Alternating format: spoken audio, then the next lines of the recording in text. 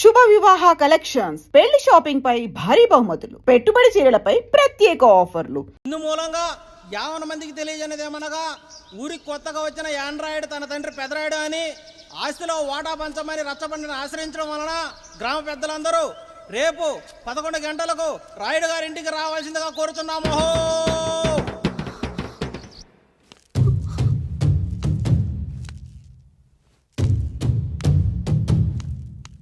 ఎందుకొచ్చారు? తన తాత పాపారాయుడు గారు ఆస్తి తనకు కూడా కావాలంటూ పంచాయతీలో ఫిర్యాదు చేశాడయ్యా.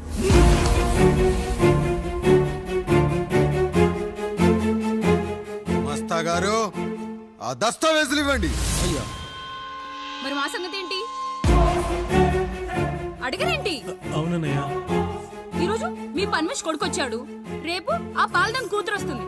ఇలా వచ్చినోళ్ళంతా మీ సంతానమే అని తెలిసాక అదిగో ఆ కాముడు చెప్పినట్టు మా ఆయన వాటా కిందో బాత్రూము, నాకో సబ్బు బిల్ల, నా పుట్టబోయే బిడ్డకో బొట్టు బిల్ల, ఇదే మిగులుతుంది.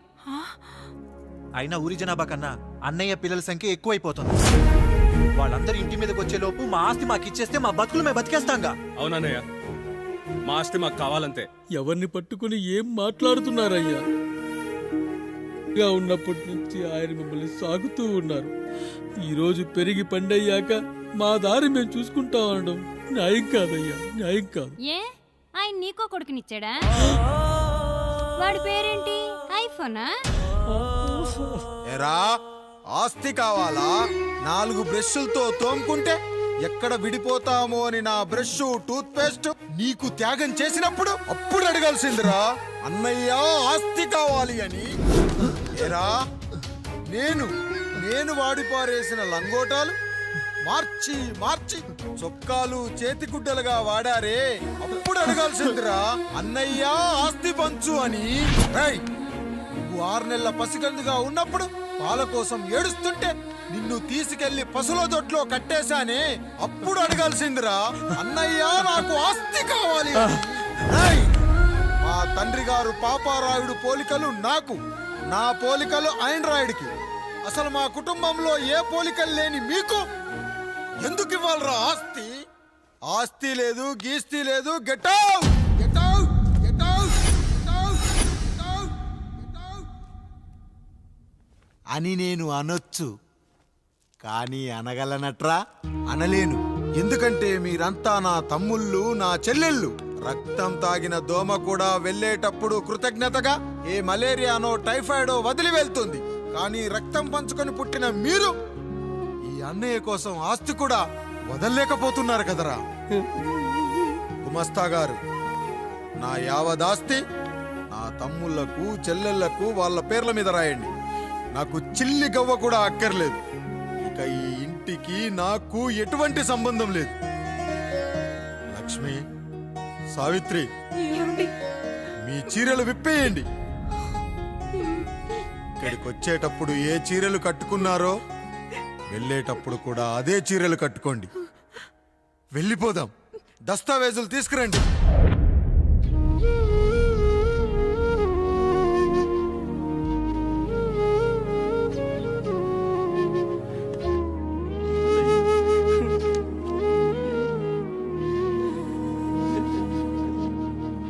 ఇక ఈ ఇంట్లో నా పేరు వినపడితే నా తమ్ముళ్ళు, చెల్లెళ్ళు బాధపడతారయ్యా.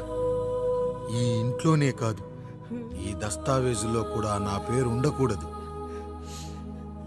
నేను ఇక్కడ సంతకం పెట్టి వీళ్ళ మనసు నొప్పించలేను.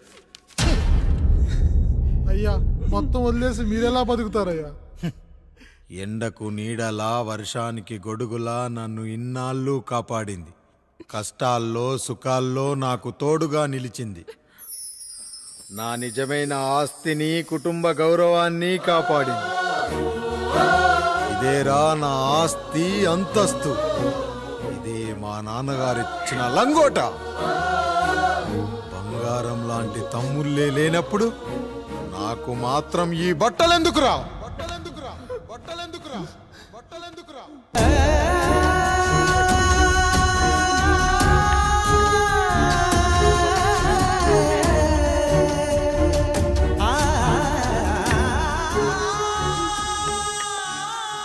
ఏమండి,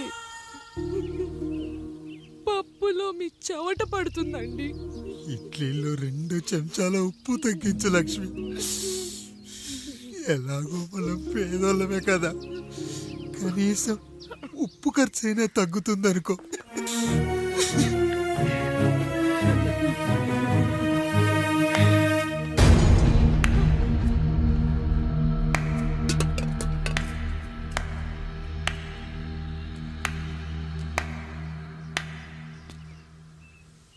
పప్పు రుబ్బుతున్నావా పెదరాయుడు? ఎవడికైనా చేసిన పాపం పండుతుంది అంటారు, నీకు మాత్రం అదిగో అలా పిండయింది. అరే రే రే రే రే, చేతి నిండా భార్యలు, ఇంటి నిండా బంధువులు, బీరువా నిండా డబ్బులు, ఊరి నిండా జనాలు. ఏరి ఎక్కడ ఇంటర్వెల్ ముందు ఇంటర్ చదివే కుర్రాడు ఏదో ఆవేశంగా డైలాగులు చెప్పాడు, సెకండ్ హాఫ్ కు మర్చిపోతాడు అనుకున్నావు కదూ? మర్చిపోవడానికి నువ్వు నాకు ఇచ్చింది అప్పు కాదు, ద్రోహం. అమ్మ వచ్చిన ప్రతిసారి అడిగేవాన్ని, అమ్మా నాన్నెక్కడా అని. నీ గురించి తెలిసాక నీ ముందుకొచ్చా, నీ బ్రతుకుని ఇక్కడి దాకా తీసుకొచ్చా. పిక్చర్ అభి బాకీ హే మేరా పితాజీ. నిన్నిలాగే వదిలేస్తే ఈ ఆండ్రాయిడ్ తో వదలవు. సామ్సంగ్లు, హెచ్టీసీలు, లెనోవాలు అంటూ కనిపారేస్తూ మా అమ్మ లాంటి వాళ్ళ కోసం తిరుగుతూనే ఉంటావు.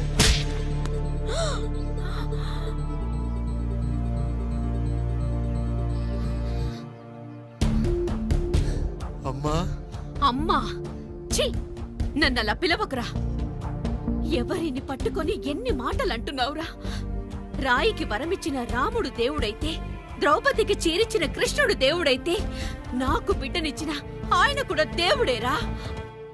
ఏంటి ఇలానే వదిలేస్తే బిడ్డల్ని కంటూ వెళ్తాడా? అసలు ఆయన కంటూ సొంతంగా ఒక్క బిడ్డ కూడా లేడురా.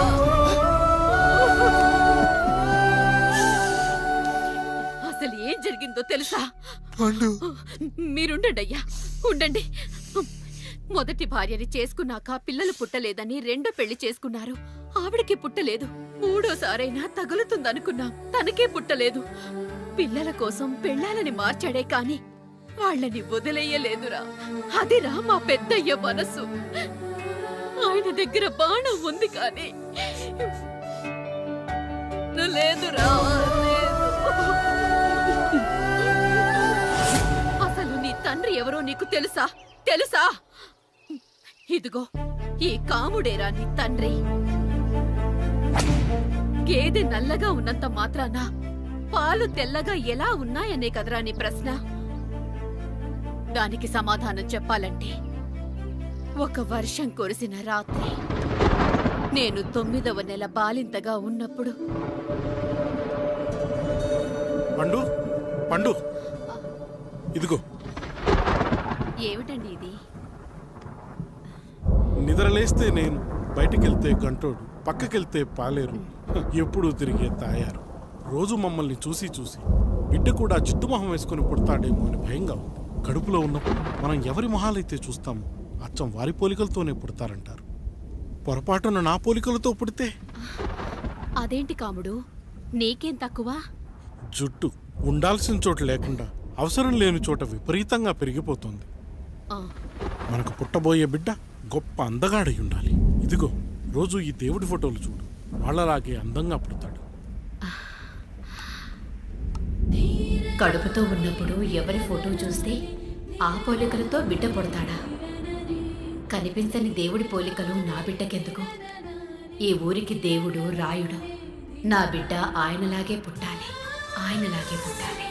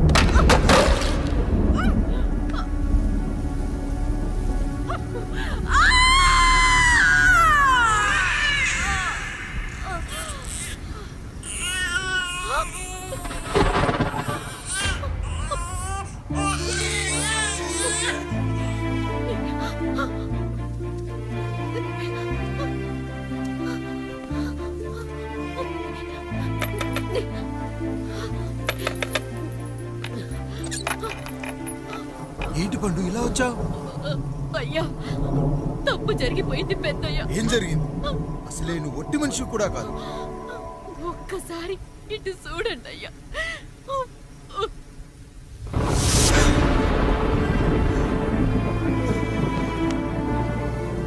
వీడేంటి అచ్చం నాలా ఉన్నాడు? అసలేంటి? ఎందుకు ఇలా జరిగింది? నువ్వు ఎప్పుడైనా చీకట్లో పంపు సైడ్ దగ్గరికి వచ్చావా? మరి అమలాపురంలో శివాలయం దగ్గర రత్నాలు నీకేమైనా అమ్మవుతుందా? లేదు. పిఠాపురంలో పద్మ, రామాపురంలో లక్ష్మి, కాకినాడలో సుజాత. అయ్యో దేవుడా, అయ్యా అసలు ఇదంతా ఎలా జరిగింది పండు? అయ్యా ఇదంతా కాముడి వల్లే అయ్యా, కాముడి వల్లే. కాముడా? కాముడు కుటుంబానికి నాకు ఏం గుర్తు రావట్లేదే. ఎన్నని గుర్తు పెట్టుకోగలను నేను మాత్రం. అయ్యా అది కాదయ్యా.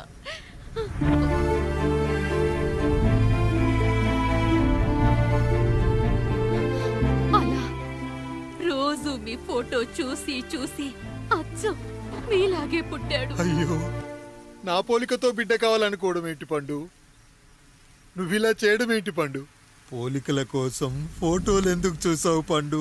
అందుకే కదయ్యా ముందు ఆ డైలాగ్ చెప్పాను, తప్పు జరిగిందని.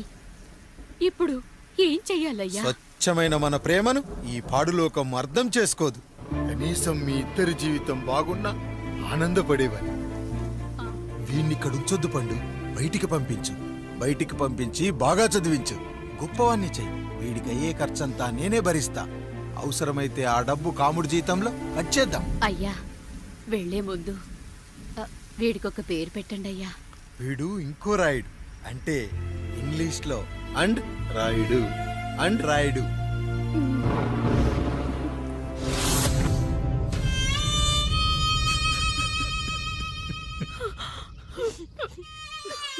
ఇదిరా నీ కథ, నా గతం.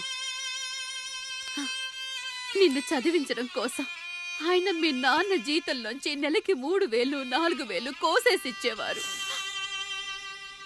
అప్పుడు ఆయన పడిన బాధ పగవాడు కూడా పడకూడదు. చూసావారా, దేవుడు లాంటి పెద్దయ్యని అనవసరంగా అనుమానించి నువ్వు ఎంత పెద్ద తప్పు చేసావో అర్థమైందా?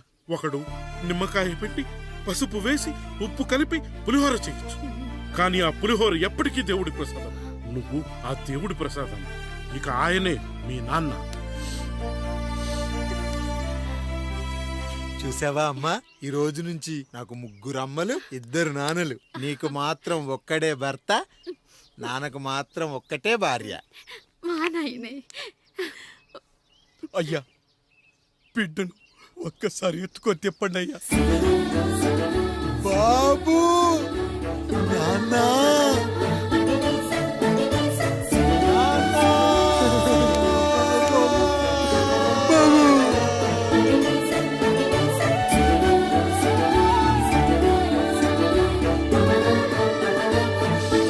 నన్ను క్షమించు నాన్న.